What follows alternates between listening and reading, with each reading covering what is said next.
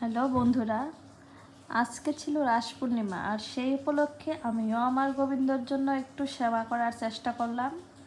দেখো, আমি একা হাতেই সব করেছি, সেজন্য হয়তো অনেকটাই ভুল ভ্রান্তি হয়েছে, কিন্তু আমি জানি আমার গোবিন্দ আমাকে ক্ষমার দৃষ্টিতেই দেখবেন। বেশি কিছু করতে পারিনি, একটু খিচুড়ি, 5 রকমের ভাজা, সবজি, মিষ্টি, ফল, লুচি, পায়েস, এটুকুই ছিল আজকে আমার গোবিন্দর জন্য সেবার। খুব বেশি নিয়মকানুন আমি জানি না, আমি যতটুকু জানি সেটুকু দিয়েই ভগবানকে পুজো দেওয়ার চেষ্টা করলাম।